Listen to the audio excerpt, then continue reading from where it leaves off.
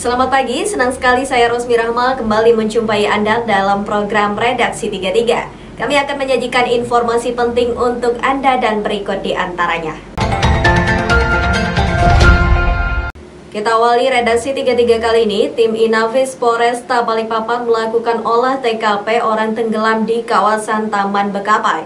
Polisi menyita barang milik korban berupa jala ikan dan joran pancing. Tim Inafis Polresta Balikpapan melakukan olah tempat kejadian perkara orang tenggelam di kawasan Taman Bekapai yang terletak di Jalan Jenderal Sudirman, Balikpapan Kota pada Rabu subuh. Tim Inafis Polresta Balikpapan mengumpulkan barang milik korban berupa jala ikan dan joran pancing yang ada di lokasi kejadian. Korban atas nama Ali Musa diketahui pada Rabu subuh bersama 3 rekannya menjala ikan yang ada di Taman Bekapai. Korban yang masih dalam kondisi mabuk miras masuk ke dalam lubang pompa air mancur dengan kedalaman 1,5 meter. Korban terperangkap dan tidak bisa keluar lantaran kondisi lantai dan dinding berlumut sehingga korban alami lemas dan diduga korban sempat terbentur besi penutup lubang pompa. Korban ini mencoba untuk mencari-cari di mana pintunya. Ini terlihat dari beberapa guratan-guratan lumut yang terkelupas, yang nempel di dinding-dinding itu.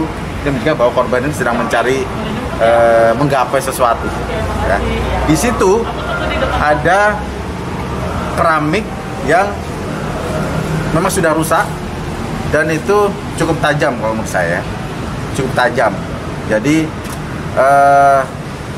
diduga korban ini dia mencoba untuk naik ke atas tapi terbentur oleh rangka-rangka besi. Saat ini kawasan Taman Bekapai masih tertutup untuk umum dan dipasang garis polisi. Dari Balikpapan, Muhammad Idris, Tim Kaltim TV. Mari kita memerangi virus corona dengan mematuhi imbauan pemerintah. Stay at home. Menghadapi ancaman resesi di Indonesia, seluruh pihak berusaha mengantisipasi. Tidak terkecuali bagi warga di Kota Samarinda, salah satunya yang dilakukan jajaran Polres bersama Forum Komunikasi Pimpinan Daerah Kota Samarinda dengan mencetak kampung tangguh. Berikut informasinya. Inilah salah satu desa binaan dari Polresta Samarinda, letaknya di Kelurahan Harapan Baru, RT 25, Kecamatan Lojanan Ilir, Samarinda Seberang. Kamis 4 September 2020 mulai melakukan penanaman yang dihadiri Kapolres Kombes Pol Ari Budiman dan Dandim 0901 Kolonel Infantri Oni Kristiano. Hadir juga anggota DPRD Samarinda Joha Fajal. Kampung Tangguh didorong oleh pemerintah untuk mengantisipasi masa resesi ekonomi selama masa pandemi COVID-19. Masyarakat bisa memanfaatkan lahan untuk bertanam sayur dan tambak ikan, terutama untuk memenuhi kebutuhan pangan untuk warga di kampung sendiri. Ini dari Kampung Tangguh tepian Bumi Rindang Luhur bersama tokoh Pimda dan tokoh masyarakat, kita sama-sama memanen ataupun sekaligus untuk menebar benih demi kita menghadapi pandemi COVID-19. Diharapkan dengan adanya Kampung Tangguh ini kita semua bisa terhindar dari COVID-19. Ya. Nah, masyarakat di sini sangat tangguh. Dan alhamdulillah sampai saat ini tidak ada yang terkena COVID. Kita juga tidak boleh sombong, tidak boleh takabur, tapi kita harus berusaha untuk tangguh dari segala macam, ya, dari Harkamtipmas maupun dari penyakit COVID-19. Panen perdana ditandai dengan pemetikan sayur-sayuran seperti kangkung oleh Kapolres dan unsur Forpimda lainnya. Selain mengantisipasi masalah pangan, Kampung Tangguh juga diharapkan tangguh dalam menghadapi permasalahan Kamtipmas dan juga mencegah peredaran narkoba. Sebagai anggota DPR ya pasti mengekspor, ya, pasti mengekspor kaitan dengan kegiatan-kegiatan yang dilaksanakan oleh masyarakat.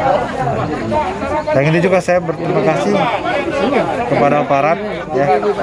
Saya ini kan sering kerja bakti. Ya. Halo. Hubungan antara Polri dengan TNI yang begitu bagus, yang begitu mesra, ya kami merasa bahwa masyarakat ini patut untuk bersyukur. Tim Kaltim TV, Hardin melaporkan.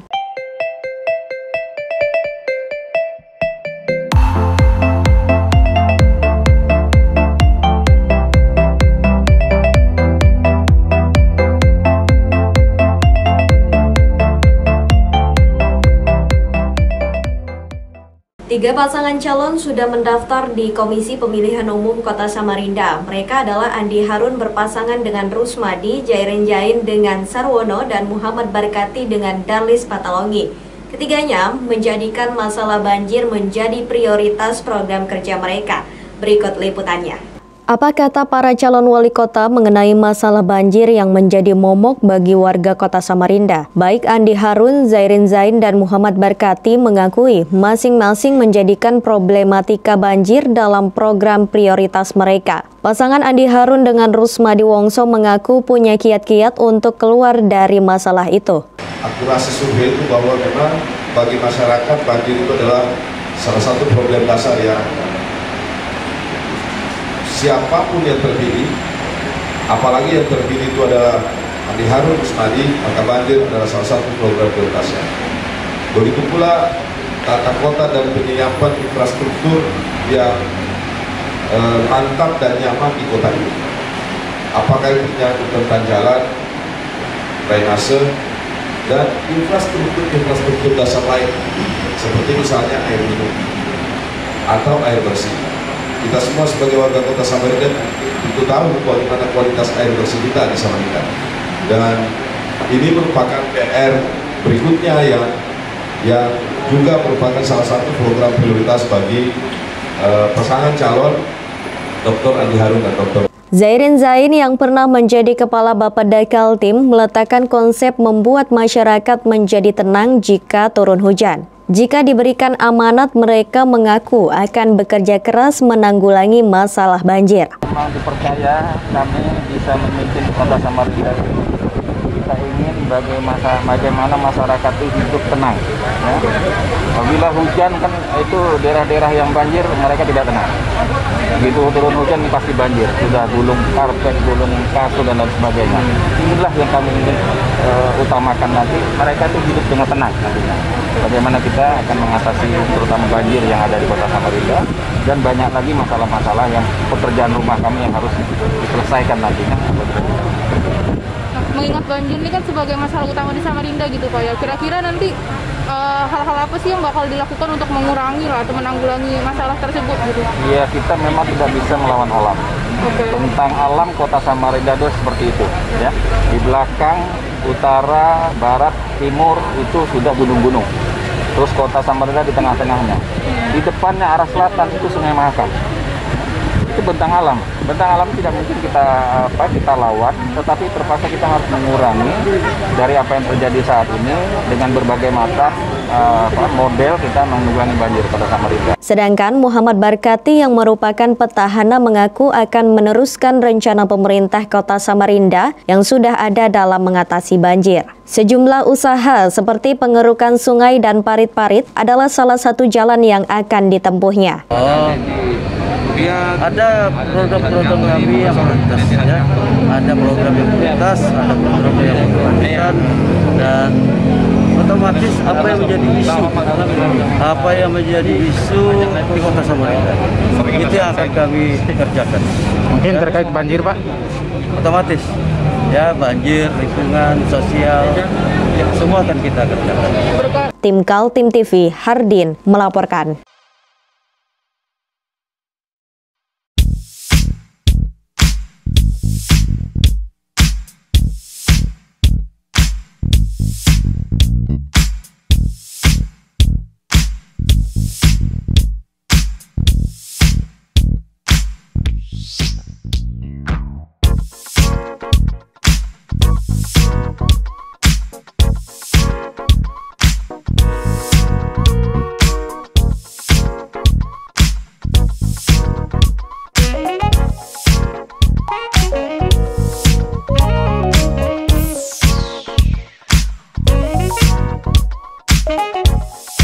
Hari terakhir pendaftaran calon peserta Pilkada Samarinda, pasangan Muhammad Barkati dengan Darlis Patalongi mendatangi kantor Komisi Pemilihan Umum di Jalan Juanda, Samarinda Minggu malam.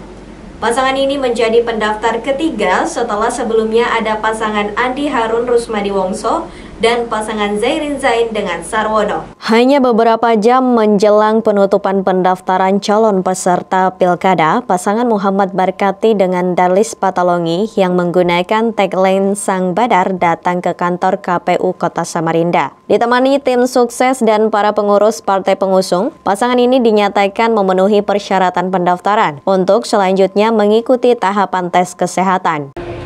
Untuk penelitian, kelengkapan dan keabsahan dokumen, dan hasilnya sebagai berikut. Yang pertama, untuk dokumen persyaratan pencalonan dinyatakan lengkap dan memenuhi syarat. Kemudian yang kedua, untuk dokumen persyaratan calon, baik calon wali kota dan calon wakil wali kota, kami nyatakan lengkap. Sehingga berdasarkan hasil penelitian tersebut, pendaftaran bakal pasangan calon diterima. Pasangan Muhammad Barkati Darlis Patalongi diusung oleh 3 partai, PAN, Demokrat, dan Golkar. Mereka optimis memenangkan kontestasi pilkada yang digelar pada 9 Desember 2020. Kami semua bersyukur diberi kelancaran, kemudahan, ya. Tidak lama begitu selesai, artinya diberikan kemudahan, kelancaran, dan tugas-tugas kami semua dinyatakan sah dan lengkap. Alhamdulillah. Pak, motivasinya sendiri Pak untuk maju di pilkada ini? Ya, sesuai dengan visi kita lah. Pingin Samarinda ini bisa dibanggakan oleh warga Samarinda. Dan pingin Samarinda bisa terdepan dari semua kota-kota yang ada. Dengan diterimanya pendaftaran calon peserta Muhammad Barkati Darlis Patalongi, maka sudah 3 pasangan calon yang bakal meramaikan pesta demokrasi di Kota Samarinda. 2 pasangan lainnya adalah Andi Harun dengan Rusmadi Wongso dan pasangan Zairin Zain dengan Sarwono. Tim Kaltim TV, Hardin melaporkan.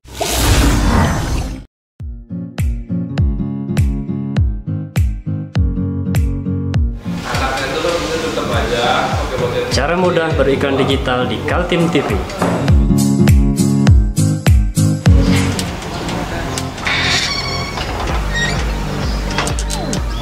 Yang pertama, jadilah sahabat Kaltim TV.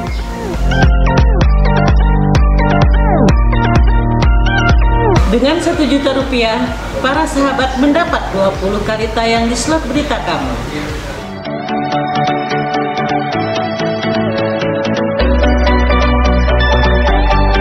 Dengan 20 detik dapat menjangkau 20.000 penonton.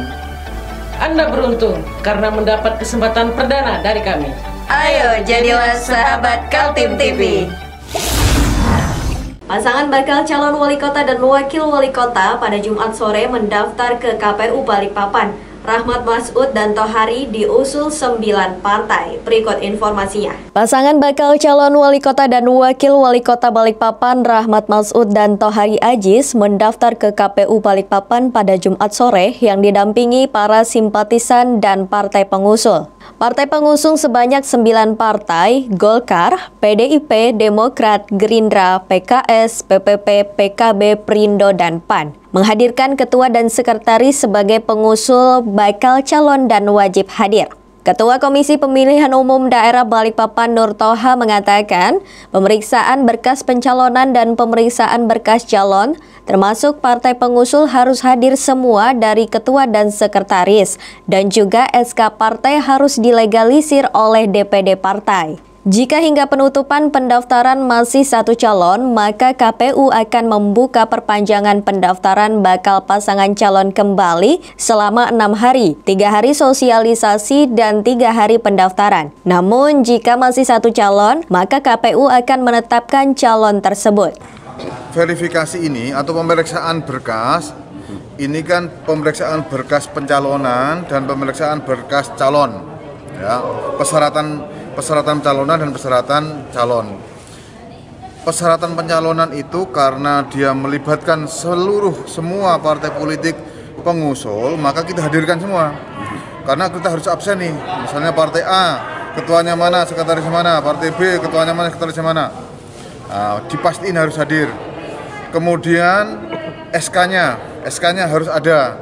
dan itu dilegalisir oleh yang ngangkat pengurus itu. Misalnya gimana Pak? Tadi sudah menyerahkan seluruh berkas Pak? Ya sudah serahkan, seluruh partai pengusung sudah menyerahkan berkasnya, tinggal diverifikasi, mudah-mudahan semua memenuhi persyaratan. Doain aja semua ya. Ada berapa parpol Pak Haji? Pak, ada berapa parpol Pak? 8 ya. 8. Katanya ada 9 dengan pendukung. Ada tambahan lagi ya Pak ya tadi? Ya ada P3.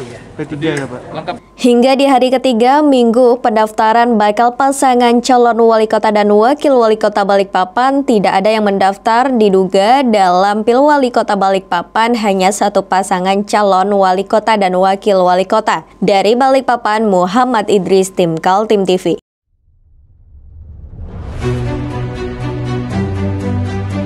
Hari ini kita ada kegiatan untuk membungkus sembako untuk dibagikan ke masyarakat yang membutuhkan karena COVID-19 ini. Semoga kita sukses semua. Amin. Harus kerjasama yang bagus. Pancasila! Amin. Pancasila! Amin. Pancasila! Amin. Merdeka! Merdeka!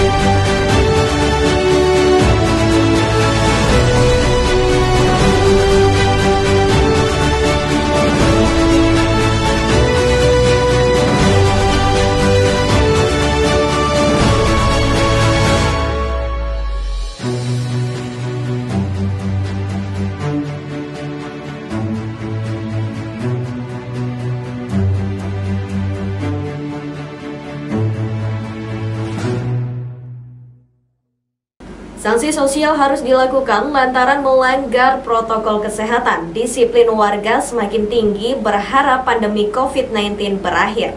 Pengguna jalan yang tidak menggunakan masker dikenakan denda kerja sosial dan membayar denda uang dan masker saat razia digelar oleh Kecamatan Balikpapan Tengah pada Sabtu siang. Dalam razia, sejumlah pengendara harus membayar denda lantaran tidak mematuhi protokol kesehatan sesuai dengan Perwali nomor 23 tahun 2020.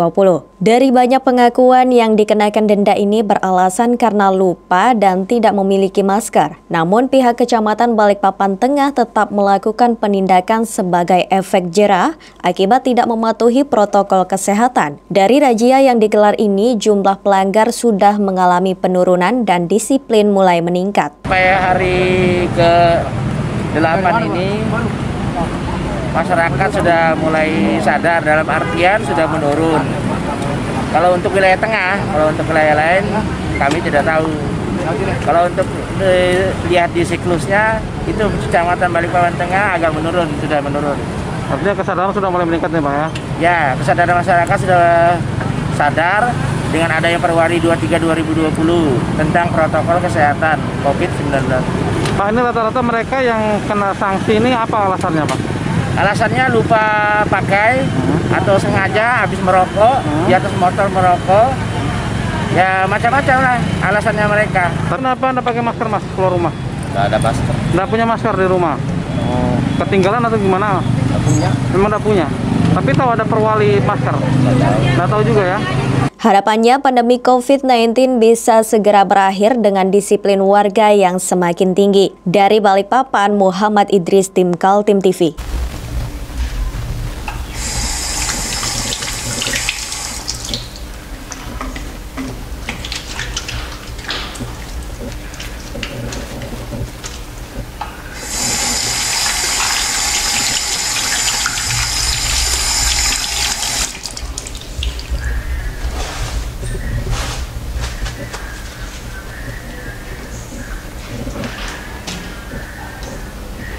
Meskipun di rumah saja, kita tetap selalu menjaga kesehatan, cuci tangan, menggunakan hand sanitizer.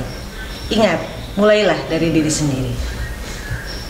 Informasi selanjutnya, aksi pencurian dengan modus bongkar jok motor terekam kamera CCTV pada Selasa siang sekitar pukul 13 WITA di parkiran Masjid Manuntun Pandangsari, Balikpapan Barat.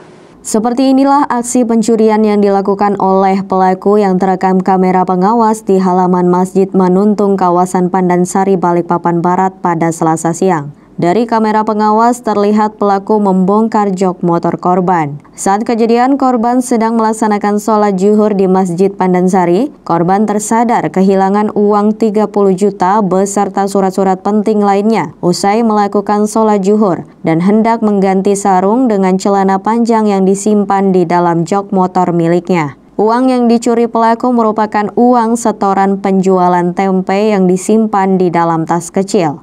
Yang terhitung itu kisaran 30 juta yang terhitung, belum yang nggak terhitung. Itu diambil dari mana sih, Mas?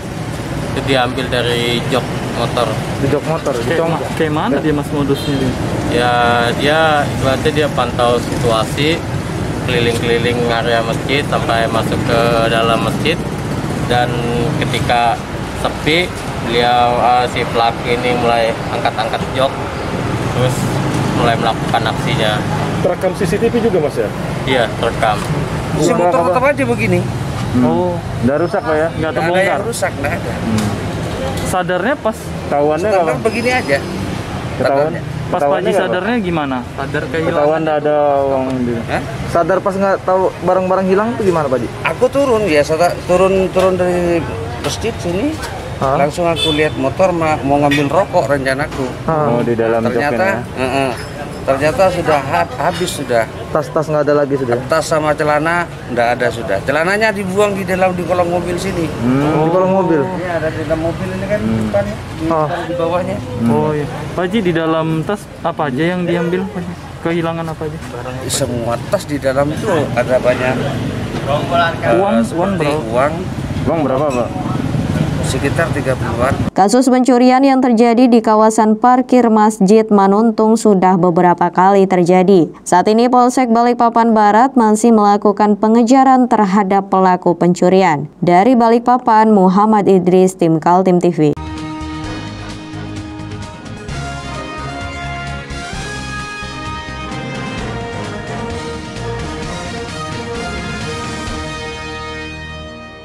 Demikian redaksi 33 kali ini. Informasi lainnya dapat Anda simak melalui situs website kami www.kaltim.tv, channel YouTube dan fanpage Facebook Kaltim TV. Untuk bisa mencegah penularan COVID-19, terapkan physical distancing, selalu menjaga kebersihan tangan dan gunakan masker yang tepat. Saya Rosmi Rahma pamit undur diri dan sampai jumpa.